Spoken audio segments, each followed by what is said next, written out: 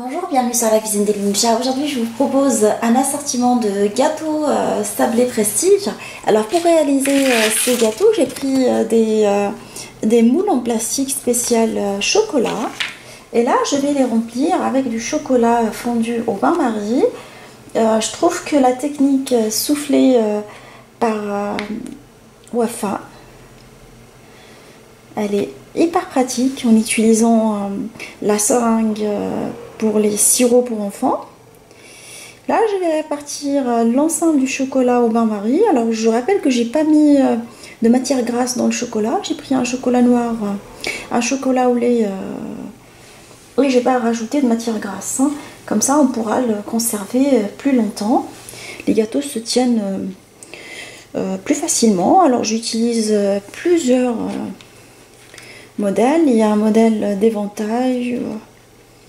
Un autre modèle sous forme de petite coquillage, une petite bague. Alors, vous choisissez ce que vous voulez comme modèle et ils sont disponibles sur internet pour des prix très très corrects, je trouve.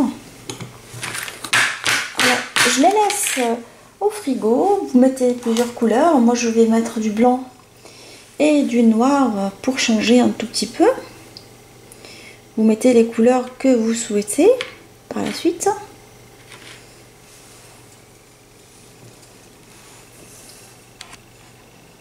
là je vais commencer à préparer la pâte à sabler selon ma recette. Alors je vais prendre de la farine T45 Francine et je vais la sabler avec du beurre. J'en mets le sucre vanillé.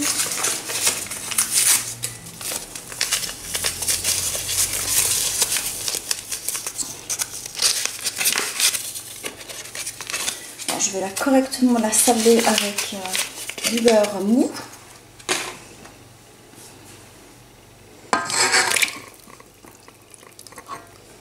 À l'aide de mon robot. Vous pouvez le réaliser à la main. La dernière recette, je l'avais réalisée à la main.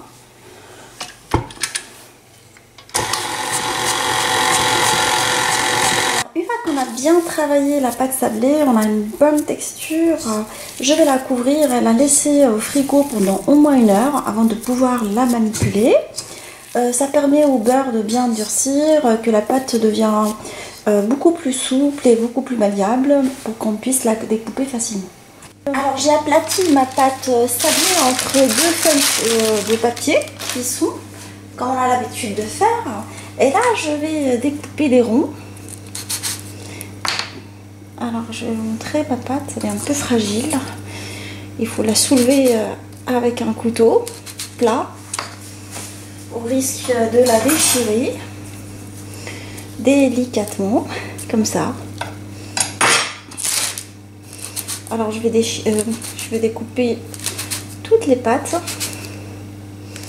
C'est pour ça que c'est important de la laisser au frais se tenir un peu, au risque de se retrouver avec une pâte qu'on ne peut même pas manipuler. Comme elle est sans... Enfin, j'ai mis du bon beurre dedans, du coup elle est fragile. Là je vais la soulever tranquillement, la pâte, avec un petit couteau, sans la déchirer.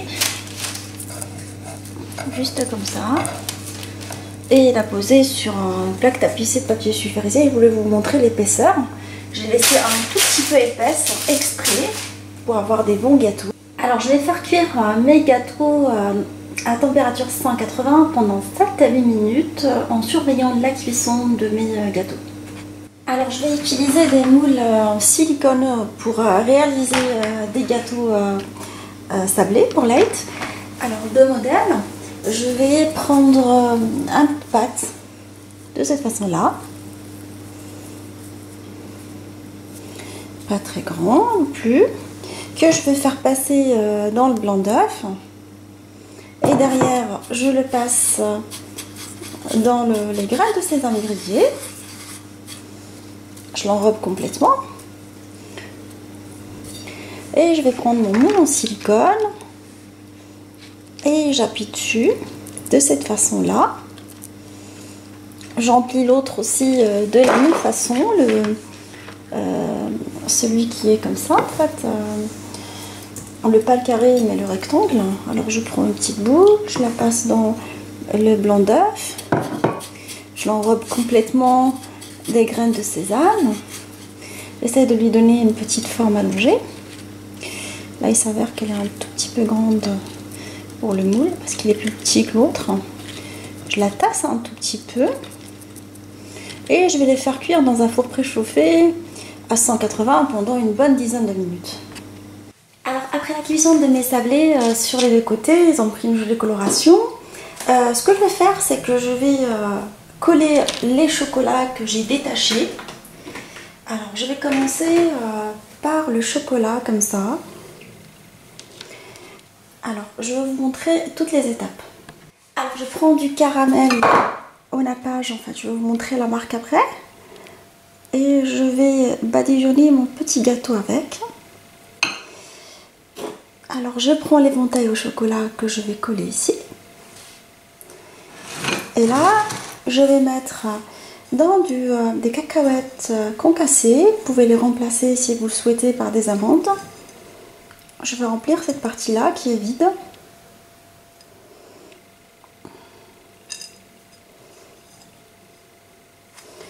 Voilà, notre gâteau est bien formé. Je fais pareil avec le noir pour avoir un modèle qui ressemble à ça. Alors je vais faire un autre modèle avec la noix de coco, toujours à l'aide du caramel au nappage que j'ai acheté bouffé. Alors je vais badigeonner mon gâteau.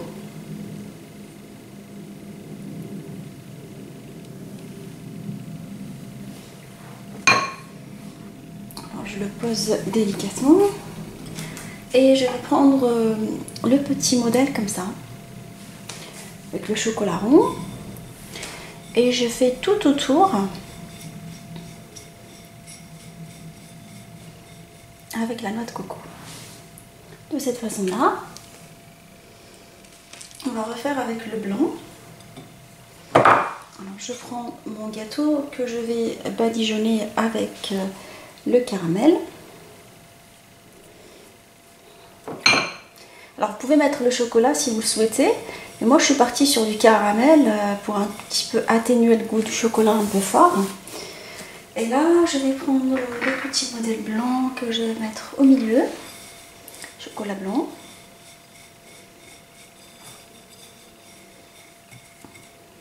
Voilà, nous avons un petit gâteau bien formé. Alors, je vais faire un autre modèle de gâteau, toujours le même procédé. Nous prenons un gâteau qu'on a préparé, le sablé qu'on a préparé ensemble. Je le badigeonne avec le caramel. Et là, je vais prendre le modèle qui ressemble à une petite coquillage que je colle comme ça. Et je vais mettre de la poudre de pistache cette fois-ci. J'ai un modèle blanc et un modèle noir en fait, du chocolat blanc et du chocolat noir. Là, je vais le déposer délicatement une fois que j'ai rempli tout le gâteau avec la poudre de pistache. Alors pour ce gâteau-là, j'ai attendu vraiment que tout refroidit en fait. Il ne faut pas le manipuler avant refroidissement complet des gâteaux. Et là, je vais remplir le petit trou avec de la confiture de fraises. Avec un petit couteau.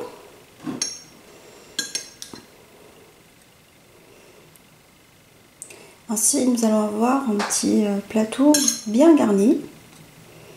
Avec le couteau, ça se remplit très très bien avec un petit couteau comme ça. Les autres gâteaux, je vais les remplir avec la confiture d'orange. Alors je l'ai passé un petit peu au micro-ondes, histoire qu'elle soit liquide et facilement maniable. Alors je vais décorer mon gâteau. Alors le caramel que j'ai utilisé, c'est celui-là. Là j'ai fait du chocolat au bain-marie, c'est du chocolat qui me restait de d'autres préparations. Et là je vais prendre comme ça mon chocolat avec la cuillère, plutôt avec la fourchette, et je vais faire des lignes comme ça pour pouvoir mieux décorer mes gâteaux. Je les laisse sécher avant de pouvoir les manipuler. Alors je trouve que le mélange confiture de framboise et chocolat, ça se mélange très bien. L'orange aussi. Voilà. Des petits trucs un peu aléatoires. Et je les laisse sécher avant de les manipuler. Mon assortiment de sablés au chocolat est maintenant prêt. Alors j'ai dressé tous les modèles qu'on a réalisés ensemble. Ça nous fait un joli petit plateau économique et en même temps beau et coloré. Alors j'espère que cette recette facile vous fera plaisir. Je vous souhaite un bon Aïd. Et je vous dis à très bientôt avec des nouvelles recettes, un nouveau voyage culinaire et à bientôt.